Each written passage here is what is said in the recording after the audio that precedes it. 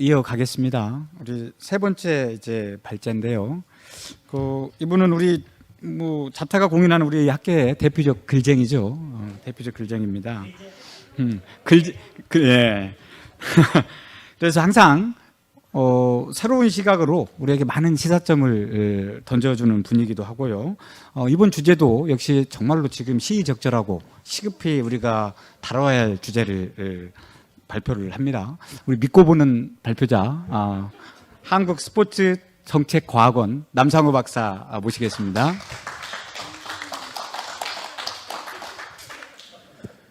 예, 감사합니다. 방금 소개받은 한국스포츠정책과학원의 남상우입니다. 오늘 제가 여러분들과 함께 그러니까 얘기를 나눌 주제는 보시는 바와 같이 이제 포스트 코로나 사회와 관련된 내용입니다. 그래서 이런 주제를 의뢰를 받고 상당히 고민을 많이 했는데, 이런 류의 주제는 크게 두 가지의 장점과 단점이 있습니다. 단점은 일단 너무 어렵고요. 장점은 미래를 누가 알겠습니까? 예, 제 마음대로 쓰는 거죠. 예, 그런 좀 차이가 좀 있다라는 점. 그래서 저는 이제 포스트 코로나 사회가 어떻게 바뀔 건가, 그 사회에서 스포츠는 어떠한 모습을 띌 건가, 거기에 맞춰서 스포츠 사회학자는 어떤 역할을 좀 해야 될까에 대한 내용을 좀 말씀드리겠습니다. 원고를 좀 미리 다운받으신 분들은 이제 아시겠지만, 크게 원고의 내용은 4가지 틀로 구성되어 있습니다. 그래서 왜 포스트 코로나 사회를 말해야 되는지, 그리고 그것이 우리 사회에 미친 영향은 무엇인지, 그리고 나가서 포스트 코로나 사회는 어떠한 모습이 될 것인지, 더 나아가서 그 사회 내에서 스포츠는 어떠한 모습을 띠고 우리는 무엇에 집중해야 되는지, 시간 관계상 저는 3번째와 4번째에 좀 더 집중을 하겠습니다. 그러한 내용들을 말씀을 드리고 난 이후에 결론적으로 과연 지금 이 작업이 좀 더 우리의 어떤 스포츠사학이라고 하는 업의 본질과 관련해서 사회 읽기라고 하는 거, 그거에 대한 어떤 민감성, 거기에 덧붙여 갖고 단순히 시류에 따른 어떤 사회 읽기에서 끝나는 것이 아니라 이것을 지식으로 연결시키는 그 과정들, 얼개를 좀 한번 보여드리고, 그러한 다음에 나중에 이제 정책 관련된 내용들을 좀 한번 말씀드린 다음에, 시간이 좀 된다면 향후 학회 방향에 대한 간략한 제언 정도 말씀을 드리고 가겠습니다. 그럴 시간은 없을 것 같고요. 잘 아시는 바와 같이 2019년 12월 31일에 국내에 첫 보도가 됐습니다. 코로나19가. 그때는 중국 우한에서 폐렴이 나왔다라고 얘기가 나왔죠.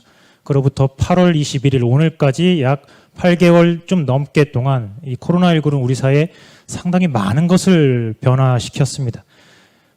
근데 우리가 좀 주목해 봐야 될 건 바로 이 일상생활을 변화시켰다는 거예요. 잘 아시는 바와 같이 위생관념서부터 시작해서 활동 방식, 사람을 만나는 것에 대한 인식, 더 나아가서 생산 방식과 소비 방식도 바꿔놨습니다.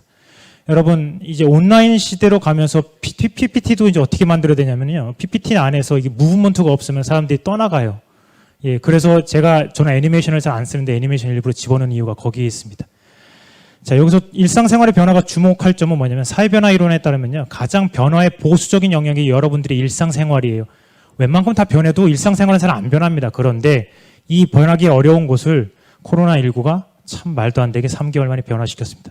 이제까지 그 어떤 권력과 자본도 하지 못한 일을 코로나19가 단 3개월 만에 해낸 겁니다.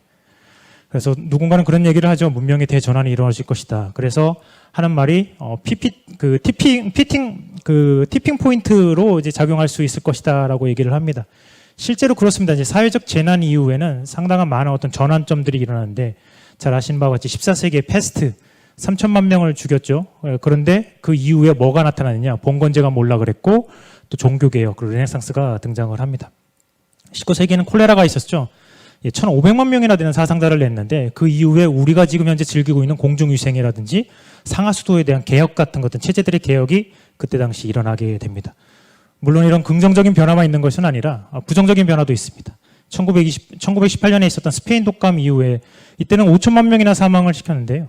그 이후에 경제 대공황이 왔죠. 그리고 이제 독일과 같은 데서는 정치적 파시즘이 도래하게 됩니다. 자, 코로나 역시 이런 티핑 포인트의 관점에서, 그리고 분명히 문명의 대전환이 이루어질 것이다. 대전환까지는 아니더라도 상당한 많은 영역에서 변화를 이뤄낼 것이다 라고 많이들 예측을 합니다.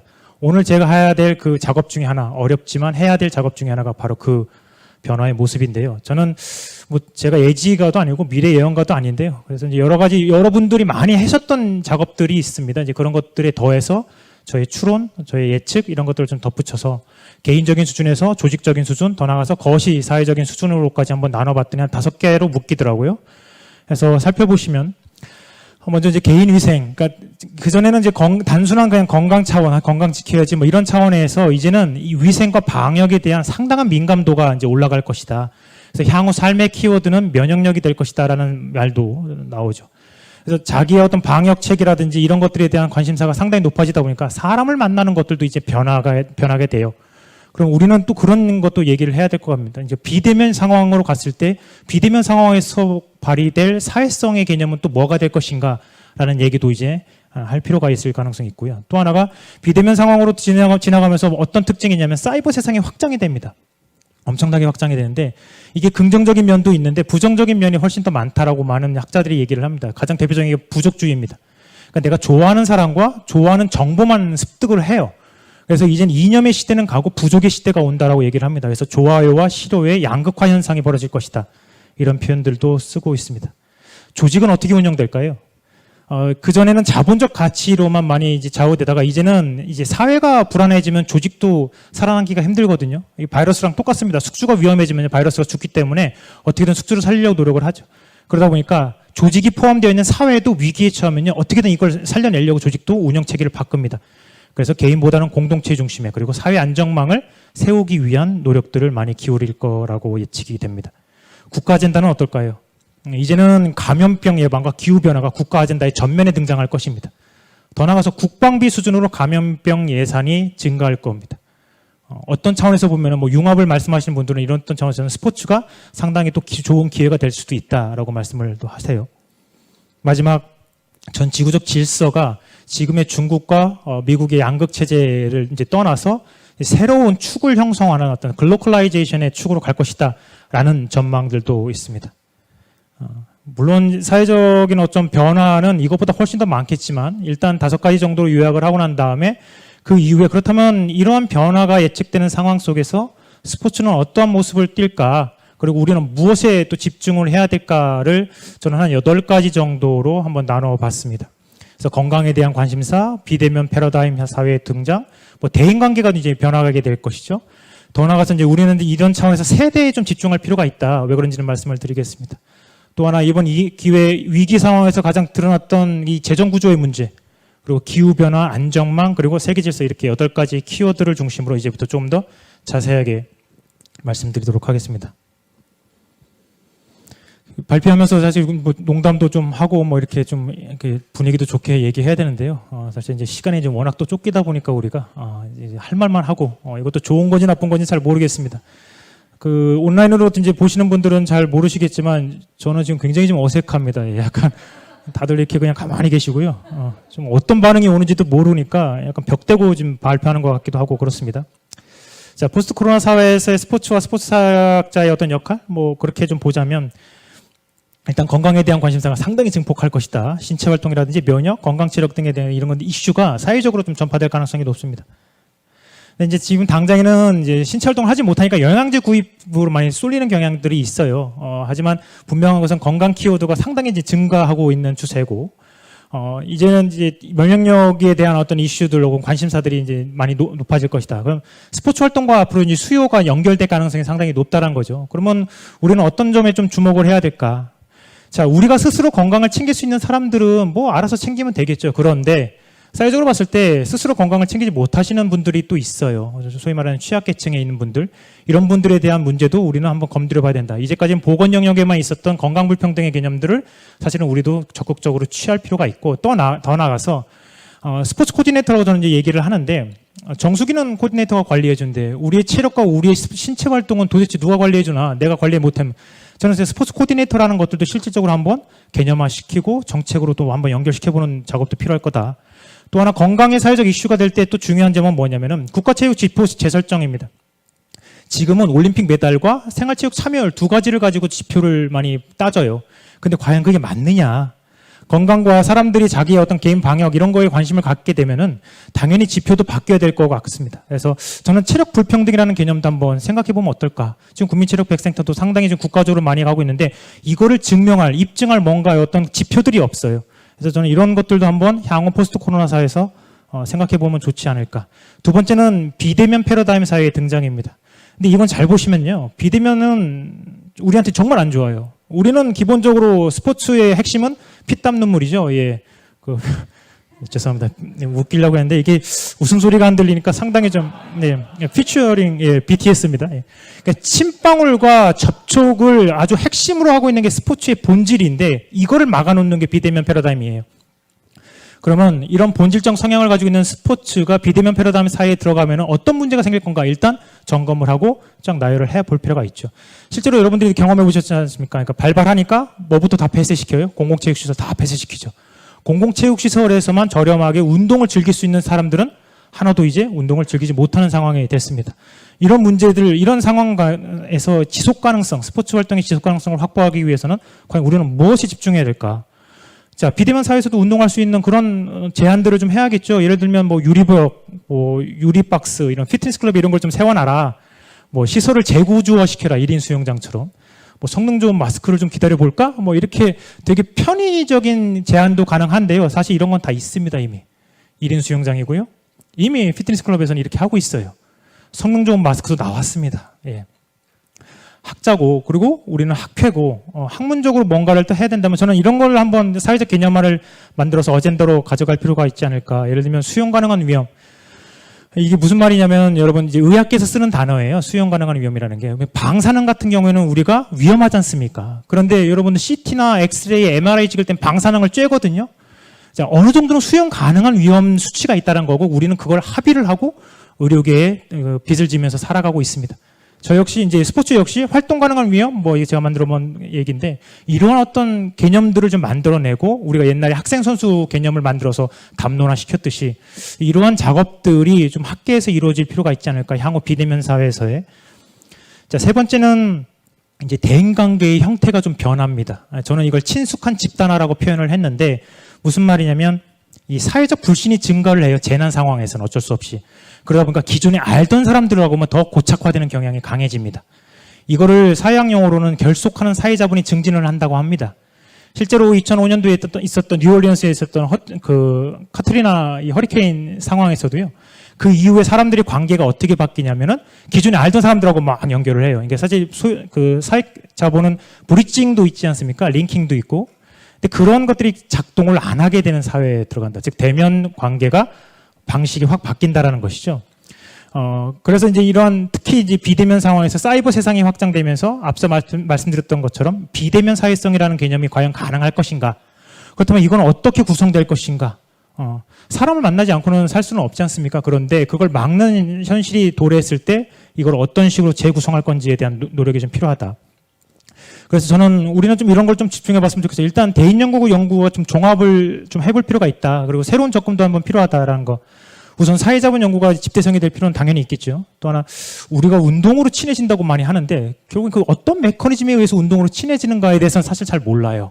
이런 것들도 한번 좀 볼 필요가 있고 앞서 사회적 불신을 말씀드렸습니다. 이제는 불특정 다수를 만나는 거에 대한 두려움들을 갖고 있어요, 사람들이.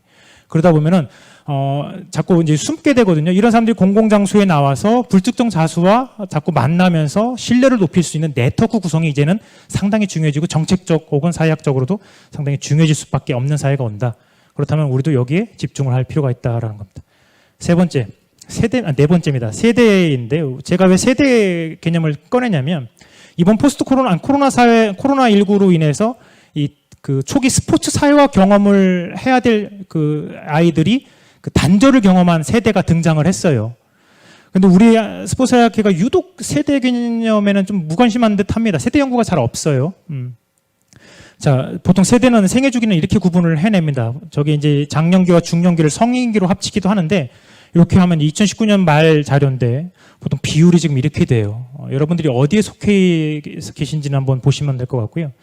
일단 궁금한 건 우리가 각 인구 비율별로 스포츠 활동의 어떤 경향성, 어떤 성향 혹은 그런 것들에 대한 인지나 혹은 그런 것들이 정리가 되어 있는가 저는 안 됐다고 봐요.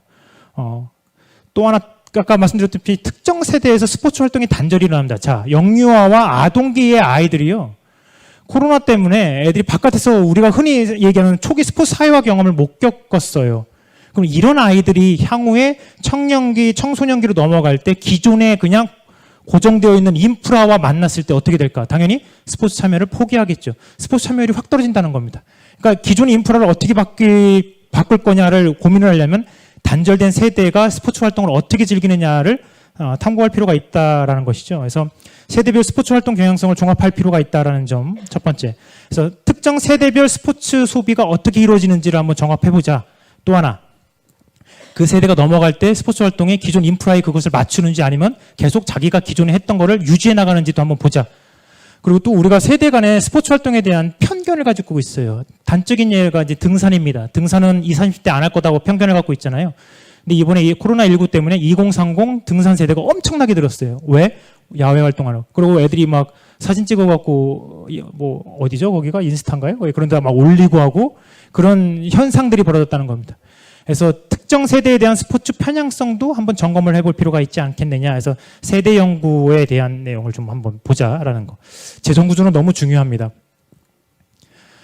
자, 이제 아직은 실감을 하지 못하고 있는데 12월 그리고 내년 초에 가면요 경제 위기가 확 도래할 겁니다. 그럴 때 어떤 문제가 생길 거냐? 전 두 가지를 봐요. 첫 번째, 긴축 재정이 일어날 겁니다. 그러면 스포츠 단체들이 어떻게 생존할 수 있을 것이냐? 저는 없어진다고 봐요. 두 번째, 취약한 스포츠 재정 구조는 더더욱이나 취약해질 겁니다. 자, 지금 잘 아시겠지만 종목 단체들 대부분 재정력, 그러니까 자생력이 1%대예요. 1%. 다 기금에 의존하고 있습니다.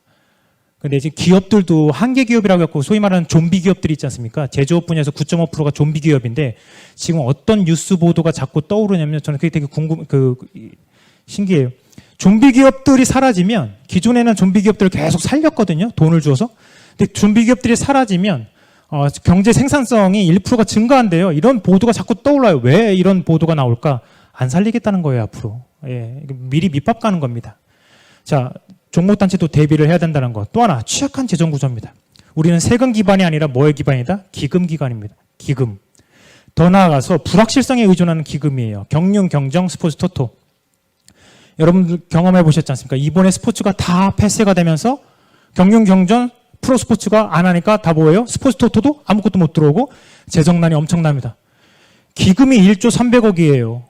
그걸로 지금 다 쓰고 있는데 결국에는 앞으로 이러한 식의 재난이 계속적으로 반복이 되면요. 이러한 불안한 재정 구조를 가지고는 스포츠계가 지속 가능하지 못할 것이다. 그래서 스포츠계에 대한 재정 구조, 국가별 비교가 당연히 있어야겠죠. 현재 지금 우리의 취약 구조로 인해서 나타날 수 있는 문제점들 사례를 종합해야 됩니다. 또 하나 어렵겠지만 기금 기반에서 세금 기반으로 갈 때에 있어서는 정당성 작업들을 학계에서 해줘야 될 필요가 있다는 얘기입니다. 저는 이제 스포츠 복지라는 개념을 이제 얘기하고 싶은데 이게 2016년도에 스포츠 복지라는 개념이 담론화되면서 안타깝게도 무료 사업으로 다 연결이 돼 버렸어요. 이게 참 안타까운 담론화 과정인데 저는 그것이 공공성, 국민들에 대한 공공성과 이런 것들을 위해 쓰여야 된다. 그래서 세금 기반으로 가야 된다라는 그런 식의 담론화 과정들이 앞으로 이루어져야 되고 그런 것들은 사실 우리가 할 수밖에 없지 않겠느냐 저는 그런 생각을 하고요. 여섯 번째는 기후변화입니다. 아니 스포츠하고 기후변화가 뭔 상관이야 라고 얘기할 수도 있겠는데 그렇지가 않거든요. 생태계의 문제가 이제 파괴가 되면요 스포츠도 존재할 수가 없게 되는 것이죠. 이번에 되게 흥미로운 사건이 코로나19의 역설이라고 보통 얘기를 하는데 전염병이 발발한 이후에 탄소 배출량이 급감을 해요. 4개월 동안 전년 동기 10억 4,800만 톤이 줄어듭니다. 보시면은 이게 사회 재난 때마다 탄소 배출량이 조금씩 줄었어요. 근데 이번에 2020년 때는 확 줄었죠. 좀 더 자세하게 보여드릴까요? 이렇게 확 줄었습니다. 여러분 10억 4,800만 톤이라는 게 감이 잘 안 오실 거예요. 1년 동안 탄소 배출량이 가장 많은 국가가 중국입니다. 한 111억 9천만 톤을 배출을 해요. 1년에. 4위가 일본이에요. 11억 7천만 톤을 배출을 합니다. 무슨 말이냐? 그러면 10억 4,800만 톤이면 일본이 1년 동안 배출할 탄소 배출량을 전 세계적으로 4개월 만에 안 배출했다는 거예요. 이거는 기후변화론자 입장에서는 상당히 좀 반길 만한 일이라는 것이죠. 스포츠도 역시 기후변화, 탄소 배출량과 무관하지 않아요. 월드컵. 2018년 리우올림픽 때, 월드컵 때 탄소 배출량이 210만 톤이었습니다. 올림픽, 각 세계 종목 단체들이 하고 있는 선수권 대회, 비행기 타고 왔다 갔다 하면서 탄소 배출량을 늘리고 있지 않습니까? 우리나라 전국체전, 이런 것들도 점검을 해야 된다는 것이죠. 그래서 자, 기후변화와 관련된 스포츠계 연구 아젠다를 우리가 적극적으로 끌어들일 필요가 있다라는 저는 생각을 하고, 전국체전과 전국대회 같은 경우에 탄소 배출량이 얼마나 되는지 한번 점검해 볼 수 있지 않을까, 가능할 수도 있을 것 같아요. 그리고 또 하나, 이제 전염병 예방을 위해서 문체부에서 어떤 걸 요구했냐면은 이 지역별 분산 개최를 좀 해라. 돈 없어서 못하겠다. 정보단체들이 이제 그렇게 얘기를 합니다. 근데 저는 이게 전염병 예방 차원을 한 단계 더 밀고 나가서, 야, 기후변화, 앞으로 우리는 기후변화에 대응하겠어. 조직 목표, 스포츠 조직의 이제 목표는 이제부터 탄소 배출량 감소야. 라는 식의 어젠다를 좀 가져가는 것들도 향후 스포츠 조직의 어떤 그 한 단계 더 업그레이드? 이런 차원에서 굉장히 좋지 않을까. 이런 생각을 좀 해보고, 안전망은 정말 중요하죠. 이번에 우리가 코로나19 때 나타났던 게 바로 위험 불평등이라는 거. 위험한 사람들, 취약한 사람들만 계속 그 위험을 껴안고 갑니다. 사실 뭐 여기 계시지만 교수님들 뭐 사실 위기감을 못 느끼시잖아요. 예, 그렇죠. 근데 이번 코로나19 때 많은 분들이 위기를 겪으셨는데 그 위기는 주로 누구한테 가느냐? 스포츠 서비스를 제공하면서 생계를 꾸려가시는 분들한테 다 갔다는 거예요. 그분들이 다 껴안았다는 겁니다. 그러다 보니까 사각지대에 계신 분들, 이런 분들, 스포츠를 권리적으로 당연히 이제 누려하실 분들도 스포츠 서비스가 제공이 안 되니까 당연히 못 누리게 되고, 또 하나 나가서 이제 장희경 교수님께서 이제 이따 토론 때 더 자세하게 말씀을 해주시겠지만, 싫은데, 위험한데, 그런데 억지로 해야 되는 분들이 있잖아요. 프로스포츠 선수들, 지도자들, 심판들, 이런 분들. 스포츠 강제 활동에 의해서 위험을 껴안고 갔어야 됐다. 이런 분들에 대한 고민을 우리가 어떻게 해야 될까. 저는 스포츠 안전망이라는 개념을 좀 염두에 두자. 이게 그냥 하는 얘기가 아니라 문화 안전망이라는 개념을 지금 만들어갖고 연구를 하고 있어요. 문화관광연구원에서. 과학원에서도 성문열 박사님이 거기에 공동연구자로 참여하고 있는데, 스포츠 안전망이라는 개념이 가능할까? 우리는 이걸 가지고서 어떻게 구성할 수 있을까? 밀고 나가봐야 될 거고요. 또 하나, 스포츠인들을 위한 최소한의 생계 지원? 체육인들에 관한 실태조사를 지금 하고 있는데, 지금 연구원에서 하고 있는데, 체육인의 범위를 어디로 잡을 거냐가 되게 고민이에요. 이런 문제들도 있다는 겁니다. 스포츠 기본법 당연히 이런 걸 위해서 필요하겠죠. 마지막으로 세계 질서인데요. 이거는 모르겠습니다. 저도 이제 흥미롭고 이렇게 될까 하는데, 이제 제 의견은 아니고, 중국의 윈텐친이라고 하는 상당히 유명한 사회 운동가가 있나 봐요. 이분이 이제 한 얘기입니다. 새로운 글로컬라이제이션 현상이 나타날 것이다. 그래서 전지구적 세계화에서 이제 연합 체계로 바뀔 거고, 스포츠는 그 연합 체계 내에 연대 수단 혹은 연합 체계 간의 각축의 수단이 될 거다. 그래서 보면은 세계 축이 첫 번째는 유럽 연합 축입니다. EU 연합과 러시아의 노동력이 이제 결합되는 축이 하나 형성이 될 거다. 축구로 대동단결할 수 있을까요? 뭐 모르겠습니다. 네, 북아메리카 연합축이 형성이 될 거래요. 미국과 캐나다의 기술과 자본, 여기에 멕시코의 노동력이 결합하는 이 북아메리카 연합축이 된다. 야구가 가능할 수도 있겠죠. 동북아시아 연합축도 가능합니다. 아시안 10개국과 한중일 이 세 개의 나라가 이렇게 뭉치는 연합 형성이 또 이루어질 것이다라는 얘기죠. 이와 관련된 어떤 세계 질서의 재편과 관련해서 스포츠는 어떠한 모습을 띨 것인가도 세계화 연구를 하시는 분들에게서는 좀 흥미로운 주제가 될 것 같습니다. 다 왔습니다, 이제. 제가 몇 분을 했는지 잘 모르겠는데, 여기 시간을 보니까 23분 했네요. 예. 좋습니다. 예, 요즘에. 지금 궁금증이 생길 겁니다. 왜 우리가 포스트 코로나 사회를 읽어야 되는가? 포스트 코로나라고 하는 게 올까? 오겠죠. 그런데 포스트 코로나 자체가 중요한 게 아니라 저는 사회 읽기라고 하는 행위가 우리에게 굉장히 중요하다고 봅니다. 제가 오늘 본 거는 이런 거였어요. 자, 코로나19라고 하는 전염병의 어떤 현상을 가운데에 놓고 사회 읽기라고 하는 사회학자들만의, 스포츠 사회학자만의 관점을 가지고 네 가지로 이걸 구성을 한번 했다면, 그걸 중심으로 이제 스포츠 사회학 주제축을 8가지로 저는 구성을 했죠. 소위 말하는 제가 왁구를 세운 겁니다. 일본 말씀은 안 되는데, 예, 틀을 세운 거죠. 자, 이 틀을 세우면 이런 것들은 이제 소위 말하는 리뷰 연구나 이런 걸 통해서 가능해질 거 아닙니까? 그러면 이제 그 이후에 많은 이제 연구자분들께서, 선후배님들께서 각각의, 나는 사회 읽기를 이렇게 할 수 있을 것 같은데, 이런 게 가능할 것 같은데, 아니, 주제는 이런 게 더 좋지 않아? 이런 게 더 필요하지 않아? 이런 것들이 다 이제 메이크업이 되는 거고 빈틈이 메워진다는 거겠죠. 그러면서 어떻게 한다? 포스트 코로나 사회의 스포츠의 지형이라고 하는, 지적 지형이라고 하는 것이 구축이 된다는 겁니다. 그러면 보시는 바와 같이 가운데 포스트 코로나가 없어지고 거기에 태권도가 들어가고 골프가 들어가고 축구가 들어가면은 그 세계가 그려지는 거거든요. 그 작업이 사실 우리의 업의 본질이 아닐까, 이런 생각을 합니다. 자, 마지막으로 이제 드리고 싶은 얘기는 그겁니다. 이제 앞서 뭐 문제 제기에서 문제 해결으로 나가야 된다는 말씀도 하시는데 저도 굉장히 동의를 해요. 그러면 그 과정에서 스포츠 사회학의 위치는 어디에 있느냐? 저는 좀 결을 달리 하는데요. 일단 현상이 발생을 합니다. 그럼 그 현상을 우리가 읽어야겠죠? 현상의 마지막 축에는 뭐가 있냐면은 문제 해결의 축이 있어요. 실천. 저는 그게 정책으로 가능하다고 봐요. 자, 왜 문제가 발생을 하고 현상이 발생하면 그 양극단의 축에 정책이 도래하느냐? 당연히 필요하죠. 스포츠의 지속 가능성을 위해서는 문제들은 해결을 해야 되고 좋은 점들은 증폭을 시켜야 됩니다. 그럼 문제는 우리예요. 우리는 가운데에서 어떤 역할을 해줘야 될까?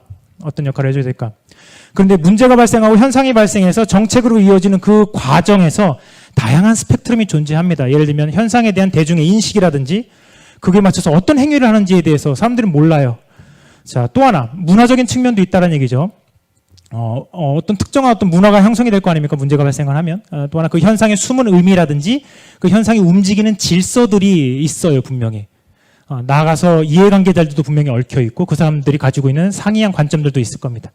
그리고 잘못된 정보도 있어요. 이제 일전에 보니까 뭐 한승백 교수님과 탕민현 선생님이 이제 했던데 이제 체육 특기자 제도가 1972년부터 됐다라고 보통도 많이 얘기하는데 그 전부터 이미 있었다. 이렇게 하고 그거를 논증하는 연구를 하셨습니다. 그러니까 이게 소위 말하는 체육 특기자라고 제도라고 하는 현상에 올인된 정보거든요. 그거를 바로잡는 역할들을 해줬지 않습니까? 그래서 저는 그러한 과정에서의 다양한 스펙트럼의 이 스포츠 사회학자들이 스포츠 사회학적 개념과 이론을 가지고 접근을 해야 된다. 그래서 좀 그런 것들을 잘 읽는 것도 굉장히 중요하다고 저는 봐요. 융합도 중요하고 뭐 다 중요한데. 그래서 정책을 만드는 사람들, 정책 입안자들에게 그 사회 현상이 왜 나타났고 어떤 맥락을 지니고 있는지에 대한 맥락화 작업을 적극적으로 해줘야 된다는 게 저는 우리 업의 본질이라고 저는 생각을 합니다. 물론 정책으로 연결되시는 분들도 있어요. 아유, 좋죠. 땡큐죠. 해주시면 너무나 좋죠. 근데 그거를 강요하는 건 저는 아니라고 봐요. 가끔 타 분야에서 오셔갖고 왜 사회학자들이 왜 사회운동 안 하냐, 실천 안 하냐 이런 말씀을 하시는데 저는 반대예요. 저는 사회 읽기라도 잘하자. 그것도 못하고 있는데 무슨 놈의 운동이냐라고 저는 얘기를 합니다. 그래서 제가 요즘에 많이 꽂혀 있는 게 리뷰 연구를 많이 해요. 왜 좀 자꾸 왁구라입니다. 틀을 좀 만들려고 하는 노력들이 좀 필요할 것 같아서 저는 그 작업을 요즘에 많이 하고 있습니다. 뭐 이문호 선생님이 지금 5분 전이라고 하는데 그래서 앞으로 좀 이런 것들 30년을 지냈으니까 앞으로 30년은 좀 더 뭘 이걸 하자라고 말씀을 드려야 되는데 일단 저희 업의 본질은 말씀을 좀 드렸고요. 두 번째는 이게 민감한 얘기긴 한데 뒤풀이에 대한 아까 말씀도 많이 해주셨거든요. 굉장히 좋죠. 저도 되게 좋아하는데 뒤풀이도 중요하지만 앞풀이에 좀 우리도 신경을 좀 더 쓰는 게 어떨까. 과거에 결집을 해야 되고 사람들을 모아야 되는 그런 시점에서는 뒤풀이가 상당히 중요했습니다. 사람들 모으고 으쌰으쌰 하는 게 되게 중요한데 이제는 그것도 중요하지만 그것보다 더 중요한 앞풀이를 좀 더 활발하게 좀 할 필요가 있지 않겠느냐라는 점. 또 하나가 이제 여기 뭐 편집위원장님도 계신데요. 사회학회지가 저는 리뷰 연구가 각 권에 한 번씩은 좀 있어야 된다고 봅니다. 그런 것들을 편집위원들께서 모이셔갖고 논문을 판단만 할 게 아니라 연구자들을 좀 단단하게 만들어주시는 작업들이 좀 필요하지 않을까. 그래서 주제들을 정하고 그 이전에 이미 연구자들한테 맡겨놓은 다음에 야, 네가 리뷰 논문 써. 그런 것들을 편집위원들이 적극적으로 나서갖고 좀 이렇게 질을 높여주는 작업들. 저는 이것도 한번 좀 고민을 해보시면 어떨까. 마지막입니다. 학술대의 체계성 문제인데요. 너무 제가 학술 이사를 하면서 느꼈던 거는 시류에 너무 흡수되지 않는가라는 생각을 좀 많이 했어요. 딱 초기에 잡아놨는데 갑자기 뭐가 터집니다. 그러면 야 그거 해야 되는 거 아니야? 저는 모르겠습니다. 뭐 중요하긴 한데 이게 그것만 한번 툭 건드리고 넘어가는 것 같아갖고 이거는 좀 우리가 한번 고민을 좀 해볼 필요가 있지 않을까. 이런 좀 4가지 정도의 짧지만 좀 필요한 얘기를 좀 던지면서 이상 지루한 발표 들어주셔서 감사합니다. 감사합니다. 네, 수고하셨습니다. 우리 남상우 박사는 역시 배신하지 않네요. 이런 말이 떠오릅니다. 우리 클래스는 영원하다 이런 생각이 남상우 박사 발표를 들으면서 그런 생각이 들었습니다. 진짜 우리 코로나에 대해서 우리 스포츠 사회학 가장 최근에 현실적으로 우리 스포츠 사회학자들이 사실 관심을 가져야 할 문제 중에 하나인데 그걸 아주 리얼하게 잘 보여주신 것 같아요. 우리 뭐 발표 당사자는 뭐 이론적 문제 뭐 설명 읽기 이런 것도 중요하다고 했지만 사실은 이 정도 발표면 문제 해결에 아주 중요한 단초가 되지 않을까 생각이 듭니다. 아마도 누구보다도 깊은 고민 통찰 이런 것들이 돋보이는 발표이지 않았나 싶습니다. 우리 남상호 박사께 박수 좀 부탁드립니다.